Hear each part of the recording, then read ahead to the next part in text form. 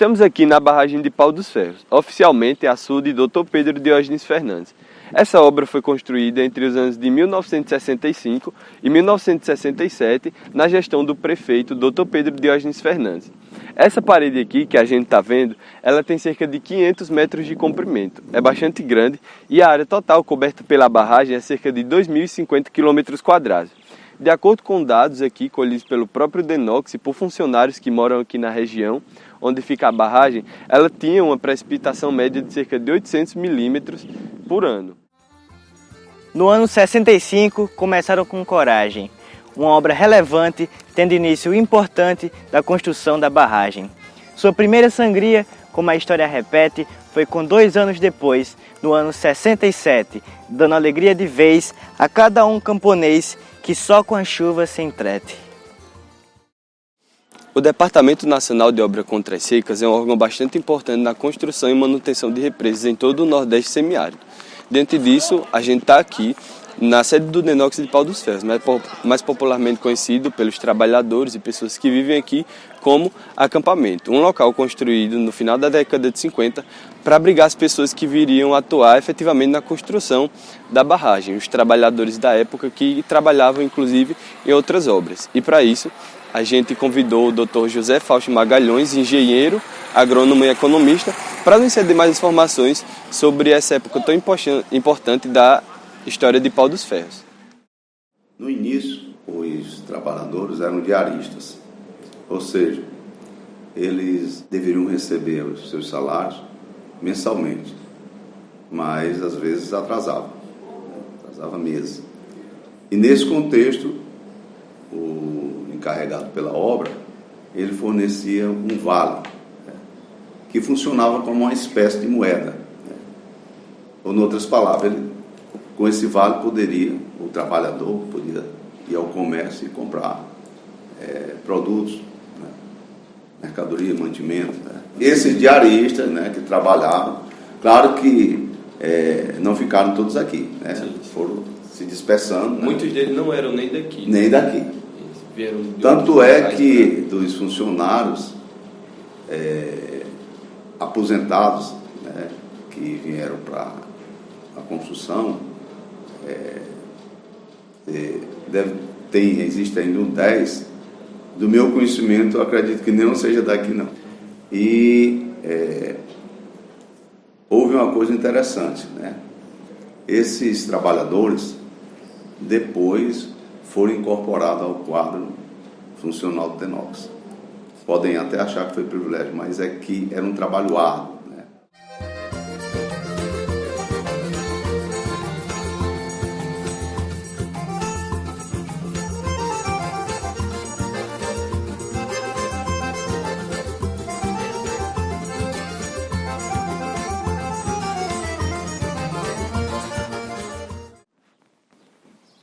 A gente está aqui na Estação de Piscicultura de Pau dos Ferros, que também é mantida pelo DENOX.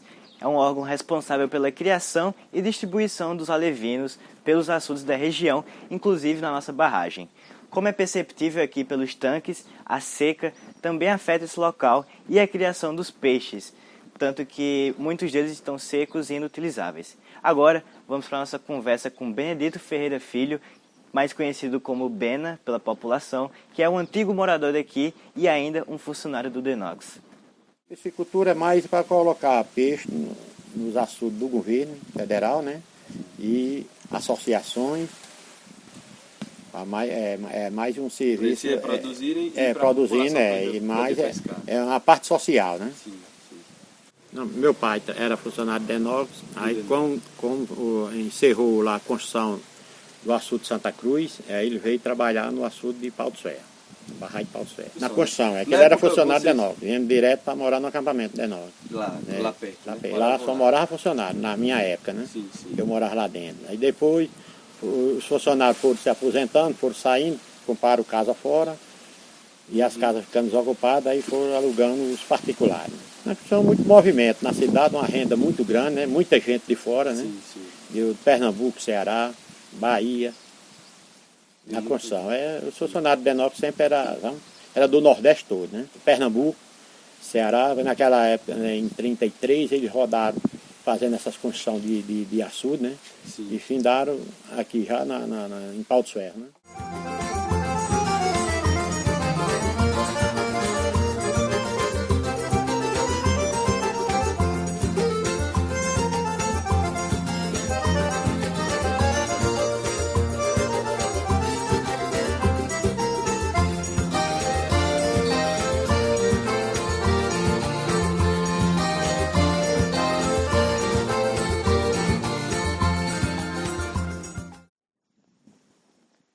A seca do açude, dentre outras coisas, também afeta o comércio da região. Para mostrar isso, hoje a gente veio aqui para o antigo Prainha Bar, que era um dos locais mais famosos e mais frequentados aqui no período da cheia da barragem. Propriedade de Bena, ex-funcionário do Denox, o local era muito conhecido e famoso pela sua proximidade do açude, o que causava um ambiente muito bom para os clientes que aqui frequentavam. A proximidade era tão grande que os clientes chegavam a usar esse local onde eu estou agora como uma espécie de trampolim para saltar dentro do açude, em que no período de cheia a água chegava a ultrapassar a altura dessa pedra. A falta d'água foi o principal para me fechar o comércio. Era 9 pessoas que trabalhavam comigo. E essas 9 hoje, se eu não me engano, só tem 3 empregados, o resto estão desempregados ainda. Sim. Também que era filho de pescador, né? Filho de pescador, e esse pessoal continua hoje desempregado, né? A renda era na faixa de 3, 4 salários mínimos no final de semana. E foi tudo legalizado, né? Foi medido cada sua. Os que não receberam foi aqueles que morreram, os pais, e eles não quiseram fazer em cartório, né? Aquele documento que eles fazem, né? Cada um com seu pedaço de terra, né? A divisória tem que ter aquele documento, né? Como morreram os velhos, aí não podia receber a indenização, né? Tinha que fazer aquele processo dos herdeiros, né? Muitos foram embora para a cidade, né? É o canto mais fácil, né? Onde tem a água encanada, né? Sim. E os pescadores, a maior parte dos pescadores que moram na margem do açude, né? Estão pescando nos açudes grandes, como Santa Cruz, Buqueirão, na Paraíba, né? Açu, Armando Ribeiro Gonçalves, no Castanhão, todos eles estão para lá. A importância é que aqui deu sustento a muita família, né? E a região, as cidades circunvizinhas foram bem beneficiadas, né? E a maior parte dos pescadores, e a própria cidade mesmo, né? Com água, né? Que não existia, foi saneada essa água para toda a população, né? Hoje mesmo só tem 2,83 m no espelho d'água, né? Sim. A última cota para o espelho d'água, 2,83 m, melhor. 2004 ela sangrou em 11 dias, né? A última sangria dela foi em 2009. Ela sangrou em 2008 e 2009. E a maior sangria dela foi em 84. 2,13 m. E eu quem queria essa leitura. Passei o dia todinho aí, que se aumentava, que eu tinha que ir para o Denox. Aí tinha que voltar, eu disse, rapaz, vou ficar passar o dia aqui. Eu tinha falado com o chefe para acompanhar, né? Que como tinha muita água no rio, o rio tudo cheio, eu vou acompanhar para ser que. Aí fiquei o dia todinho aí. Eu gostava. Sabe como aí deu certo. No Jornal Diário de Natal, na edição de 87, saiu uma notícia sobre a construção do perímetro irrigado. Foi tão importante que, inclusive, o governador da época, Geraldo Melo, e o presidente também, Sarney, né? José Sarney. Ele veio para cá. Você se lembra disso? Eu lembro. Como foi? Eu lembro. Eu trabalhava no setor de bombeamento. Joga água lá pro perímetro. Chegou a conversar com ele? Não, eu não fui pra lá não. Quem foi só foi o pessoal lá. A gente estava até colocando água, e estando ligado lá, ninguém pode sair. Aí porque foi tão importante que eles vieram para cá? Naquela época a barragem tinha muita água, né? E eles acharam melhor fazer o plantio lá nas pressão. Porque não funcionava as pressões, era só pelos canais, né? Aí fizeram o sistema novo de as pressão, aí ele veio inaugurar, né? O presidente Sarney, né, ele criou um programa, né, que era exatamente para dar incentivo à irrigação. Quando o perímetro começou a funcionar, eles produziram, a princípio, banana, depois produziram fumo, certo? Mas Entre 2002 e 2012, eles já passaram a produzir de uma forma mais efetiva, mais intensiva, o feijão, até porque é uma cultura de ciclo curto, né? E a demanda é grande. Normalmente, quando eles produzem, tem mercado.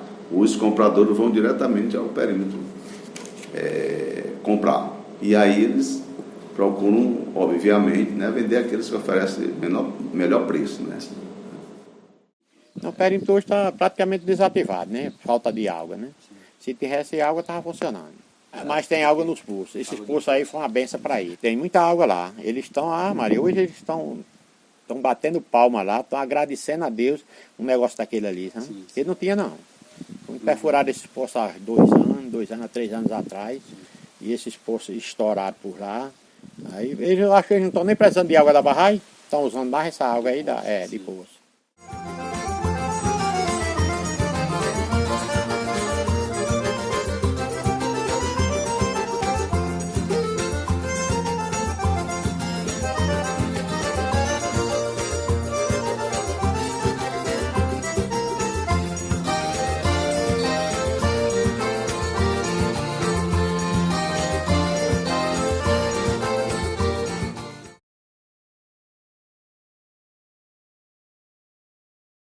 Há poucos anos, uma empresa venceu a licitação, né?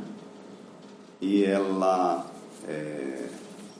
essa empresa teve a incumbência de mudar as estruturas hidromecânicas, certo? Porque a estrutura foi montada em 1967, já está vulnerável, né? E essa estrutura que foi montada agora é estrutura à prova de oxidação, né? O custo foi de 1.106.000, certo? Mas a perspectiva de, dentro do projeto de integração do Rio São Francisco, haver um projeto que envolva muito mais do que isso, né? Vai muito além do maciço da parede, certo? Há perspectiva de recursos para isso.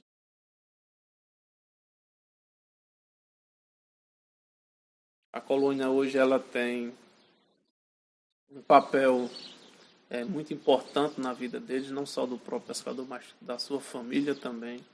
A colônia ela tem como visão procurar defender os direitos dos pescadores, funciona como o sindicato do pescador, né, na questão previdenciária e demais políticas públicas que vier a ser executada no âmbito do município.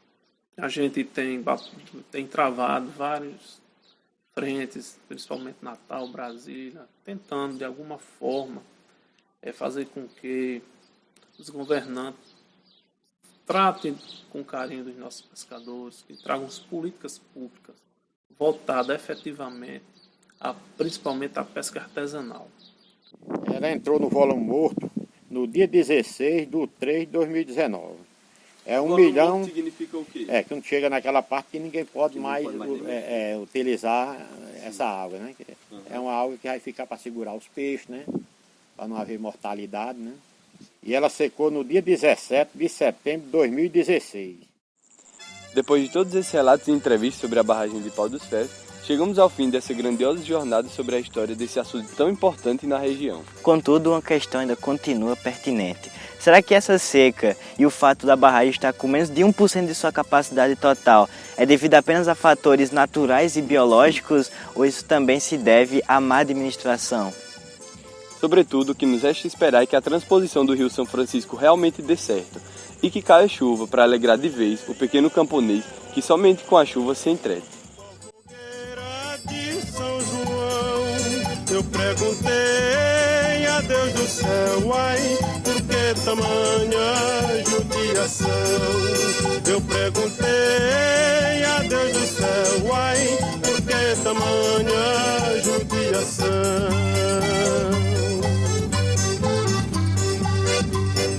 Que braseiro, que fornaia, nenhum pé de plantação. No farda d'água perdi meu gado, morreu de sede meu alazão.